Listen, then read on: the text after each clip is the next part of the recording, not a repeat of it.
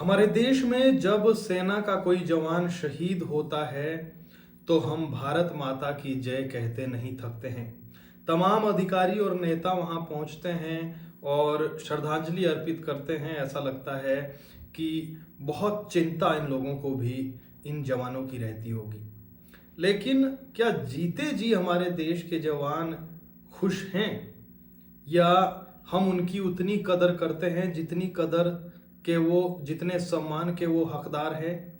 ऐसा इसलिए क्योंकि अक्सर 15 अगस्त आने लगता है, 26 जनवरी आने लगता है तो टेलीविज़न पर तमाम जगह पर भारत माता की जय और सेना के जवानों के सम्मान में हम ना जाने क्या क्या कार्यक्रम करते हैं, लेकिन असल में हम कितना उनका सम्मान करते हैं इसका एक जीता जागता उदाहरण ये सामने आया है कि ऊना में आईटीबीपी का एक जवान बीते 5 साल से इतना परेशान है कि ना तो डीसी साहब उनकी सुनवाई कर रहे हैं और ना ही प्रशासन उनकी सुनवाई कर रहा है, ना ही वो नेता आगे आ रहे हैं जो है चुनाव के वक्त या फिर 15 अगस्त 26 जनवरी के दिन अपने आप को देशभक्त कहते हैं। ये जवान इतना परेशान है कि छुट्टी पर आया है तो अब इसकी छुट्टी खत्म होने वाली है, वापस जाना है, लेकिन चिंता सता रही है कि मेरे घर वाले घर किस रास्ते से जाएंगे, खेत में उन्होंने जाना है तो किस रास्ते से जाएंगे।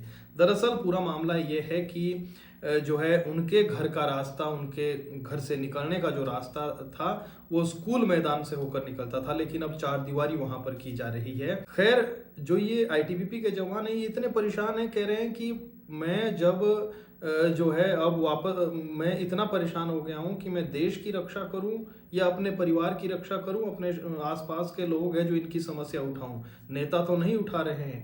तो आज वर्दी में आईटीबीपी के ये जवान डीसी साहब के ऑफिस पहुंचे। उन्होंने कहा कि पहले भी मैंने 1 महीना पहले कहा था, मैं इतना परेशान हो गया हूं अब कि जो है मुझे लगता है कि किस बात की मैं देश की सेवा कर रहा हूं। तो फिर आज वो पहुंचे तो अतिरिक्त उपायुक्त है महेंद्र पाल गुर्जर, उन्होंने उन्हें अपनी समस्या सुनाई और क्या वो कहते हैं, कितने परेशान हैं मानसिक तौर पर, आप समझिए उनकी पीड़ा, कितने परेशान होंगे। पूरा मामला उन्हीं की जुबानी सुनिए और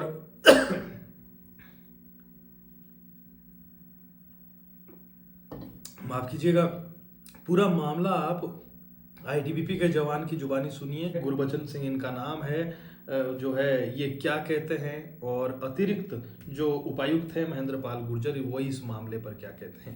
सर, पहले तो सभी देशवासियों को जय हिंद। सर, मैं आईटीबीपी में 94 से तैनात हूँ और मेरी रास्ते की समस्या है। मेरा मकान पहले का बना हुआ है और उसके लिए रास्ता नहीं है। मैंने 2022 में मैम को जिला प्रशासन को दिखाया था, अपनी समस्या रखी थी और उन्होंने मौका देखा, मैम साहब ने, एडीएम ने, और मेरी घर की समस्या और किसानों की समस्या देखते हुए 3 मीटर का प्रावधान एजुकेशन को दिया था। उसके बाद किसी ने मेरी कोई सुनाई नहीं की। मैं हर जगह एप्लीकेशनें दी, घूमता रहा। मैं 4-5 साल से बहुत परेशान हूँ, मेंटली तौर पे टॉर्चर भी हूँ कि जब मेरी सुनाई नहीं होती तो मैं कहाँ जाऊँगा।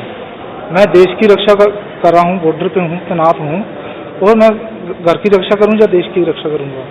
मैं आज डीसी साहब से मिलने आया हूँ। मैं पहले भी साहब को दी थी 16 नवंबर को, उसके ऊपर भी कोई कार्रवाई नहीं की गई और आज मैं फिर डीसी साहब से मिलने आया हूँ। अगर मेरी सुनाई मंगलवार तक नहीं की गई तो मैं मंगलवार को 11 बजे धरने पर बैठ जाऊँगा। बचन जी, बात की जाए जो आपका घर है, क्या रेवेन्यू रिकॉर्ड में वहाँ पर रास्ता है?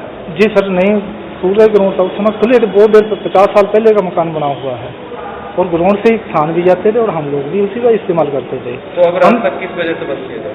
हम सर रास्ते की समस्या से हमने प्रशासन को अवगत कराया था तो उन्होंने मौका देकर प्रावधान रखा और समस्या देखते हुए प्रशासन ने 3 मीटर की प्रावधान रखा, लेकिन वहाँ 4 दीवारी हो रही है और 4 दीवारी भी इन्होंने 12 नवंबर को शुरू कर दी है, जबकि 2022 से बंद पड़ा है। उससे पहले कोई इन्होंने वो नहीं किया, रास्ते का प्रावधान नहीं किया।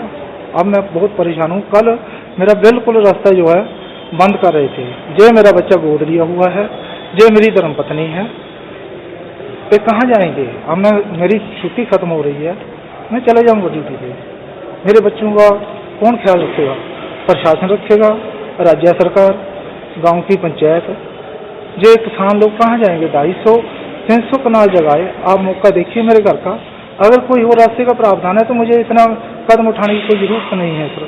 मैं चाहूँगा कि एक तरफ तो सरकार बोल रही है कि निजी और सरकारी रास्ते बंद नहीं किए जाएंगे, और आज मेरा रास्ता बंद हो रहा, आज मुझे जैसे कदम उठाना पड़ा, और मेरे साथ मेरे गाँव वासी मेरा साथ दे रहे हैं।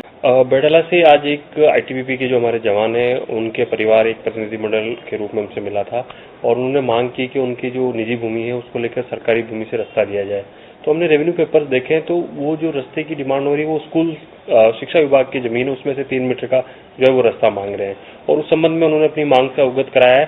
तो हमने आज ही भी डीआरओ साहब को इससे संबंध में निर्देशित किया है कि रेवेन्यू की जो मौके की रिपोर्ट है उसके संदर्भ में और नियमों के हिसाब से देखकर पता लगाए कि इसका क्या सॉल्यूशन हो सकता है, और जो भी इसमें कानूनी कार्रवाई बनती होगी एज पर लॉ एप्लीकेबल होगी वो निश्चित रूप से की जाएगी।